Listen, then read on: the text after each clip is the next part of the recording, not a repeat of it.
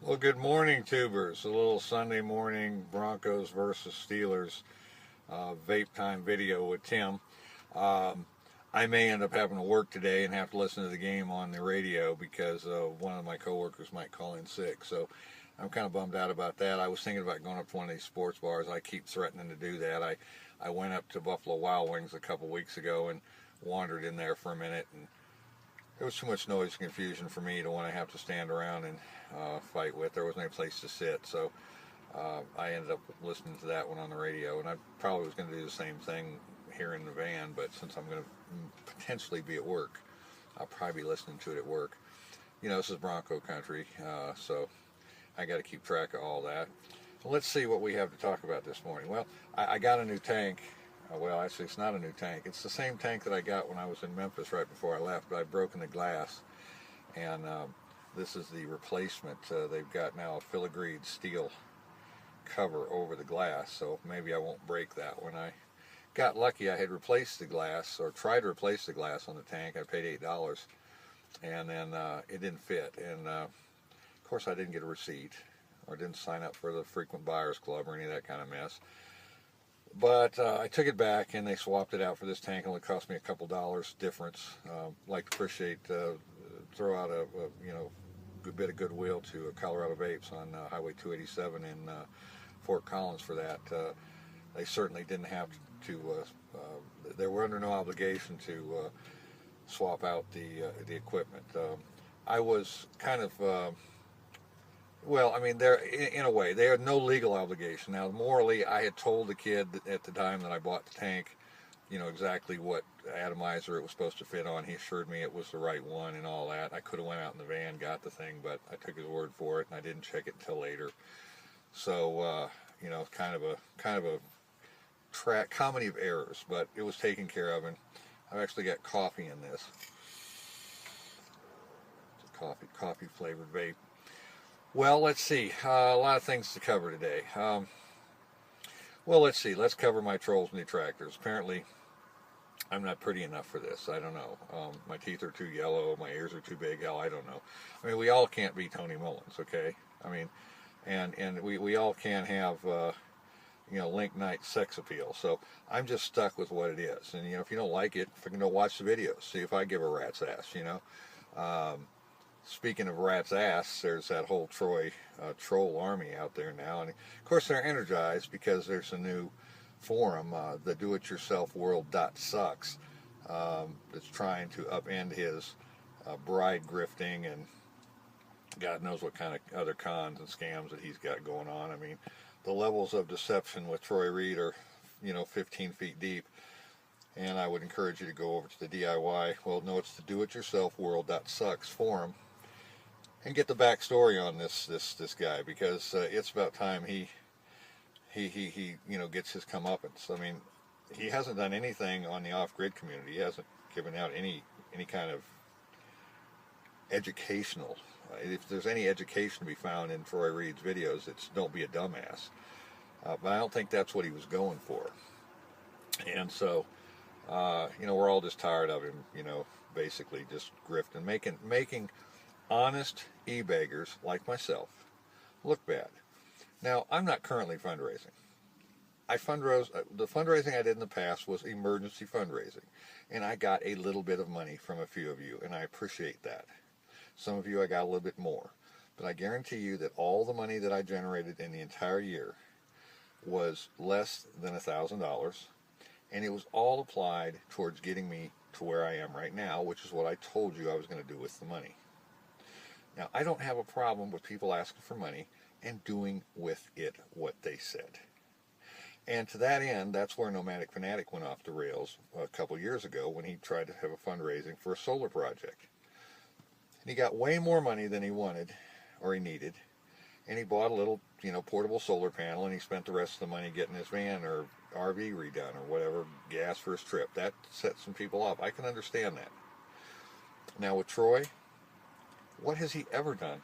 I mean, at least you can look at Nomadic Fanatic, who doesn't claim to be doing anything but riding around with his cat, taking vacation videos and putting them up. He's unrepentant about working.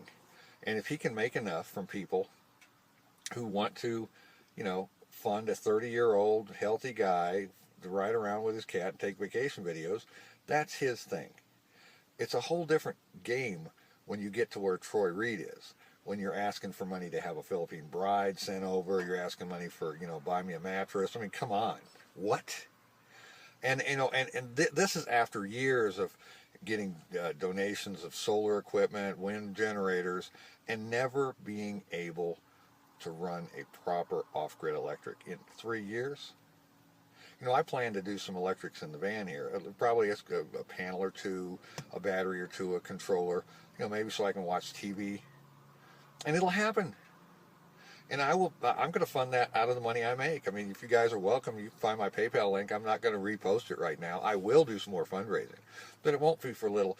And if there's an emergency like I had, I will ask for help. And I will take that help and I will apply it to the thing that I asked for. I don't anticipate that's going to happen. I think the next fundraising that I do is going to be, an optional kind of thing. If you guys want to help me, for tiny home construction and for the land purchase, maybe in 6 months, maybe I'll do some t-shirts or something. But you know what'll happen? I'll get the land. I'll get the solar off-grid cabin built. If you want to piss money down a boot to a loser, I don't think you can do better than Troy Reed. Now, if you want to piss money down a boot to see vacation videos of Nomadic Fanatic, Eric Jacobs, and his cat, you're going to get what you pay for. And that's fine. If you give money to Troy Reed, you're not going to get what you paid for. And that's the problem. So, with that in mind, I do recommend everyone goes to the doityourselfworld.sucks and sees the backstory on this off-grid project. Now, you wouldn't have to do that if you watched his videos for any length of time and you had an ounce of sense. You'd be able to see right through it. But, like most con men, he's just greasy enough that those who aren't quite as might get fooled. And obviously some of the folks have. Now, I do want to say this. I think that 99% of the support and the donations he's getting are from his religious cult people. And, for that they want to bleed themselves, that's kind of good, I guess. But I'm sure that there are people of goodwill out there who are being fooled and conned, basically, by this constant line of crap that Mr. Reed is throwing out there. And it's all you have to do is look at the solar angle. I mean, we can leave everything else out. The guy's got it supposedly for 3 years, Mr. Solar Expert. He's got 4, 8, I don't know, he's got enough panels and enough batteries. He ought to be able to run that tiny home for a week off a charged battery pack. And he can't run, I don't know, half a day. I'm not sure if he can even run. I'm not sure that he actually has any storage capabilities. There's never been a proper accounting of his solar system. He shows us, it's getting 10 watts right now or whatever. That's bullshit. These are little glimpses. It's like the weather. And speaking of the weather, it's been, 30 something in the day, 20 at night. It's been no problem here. Still got the heater going, still buying propane. It'd be nice if I could get a 25-pound can, but you're not supposed to put a 25-pound can inside the van. I don't have room for a 25-pound can inside the van. I have no place to mount a 25 can outside the van. So people that keep saying, get a 25-pound can, it's not going to happen, okay? I'm set up right now for me to be able to put a deck on the back of this van to hold a 25-pound can. Would cost me more than it's going to cost me to just go ahead and get propane for the next couple months, which is what I plan to do. And if I'm still in the van next year, God forbid, I'll have a deck on the back of the thing. But for this year, I'm set where I'm at. I'm not going to drop a bunch of money getting a deck put on here, buying the bigger container, getting the plumbing put in for it, getting the adapter. It's not going to happen. So, if that's upsetting you, too bad, okay? I might even take this other seat out. This seat right to the left of me here. I got this chair. You can't see it, but another one of my dumpster finds. I pulled that, my cabinet there, this little paper cabinet, cardboard cabinet. I've got another one of those up here.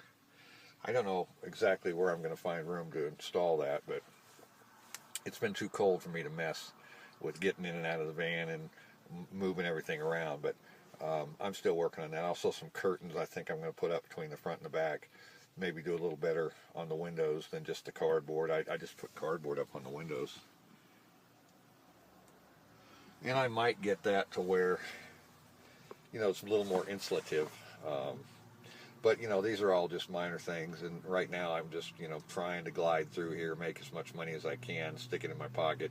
Nellie Bell's got a few extra squeals and whines, and, you know, she's singing to me. She's going to need, I don't know, I think an alternator. I'm still not 100% sure. Could be water pump, could be idler pulley. There's some noises coming out of that belt system that are new from when I replaced the belt. It's been squealing ever since I put that air conditioner compressor on there and replaced the belt. And I got some of that belt dressing, and it just made it louder. So, you know, I've been running it like that, and I will continue to do that. It might go another week, it might go another year, 2, who knows, that there's definitely a bearing or a belt or something that's not right, and I'm looking to take care of that. I still have the brakes to address. That aggravates me because I know I can do that work if I want to spend $50 on the tools. And it probably cost me $100 labor to get the, you know, for somebody else to do it. For $50, I'd have the tools and save $50 in labor. But I don't have any place to keep the tools because I'd need a floor jack, I'd need a jack stand and a couple of wrenches, and I just don't have the room. So I don't know what I'm going to do. I'm at the process now of, yeah, so like I say, I got back to the country with 4 suitcases and a dog. I've managed to pick up a set of golf clubs my friend gave me when I was down in Mississippi, so I've got those. But I basically have the same stuff that I came over to the United States with. And there isn't much I can winnow down, but I'm gonna look through it again and see, you know, if I can winnow some of that stuff down, make room for these tools, because I'd like to have the tools. And normally I wouldn't even think twice about it. I'd just go ahead and get them. But it really is a square inch situation in this van, and I don't want to crowd myself any more than I already am.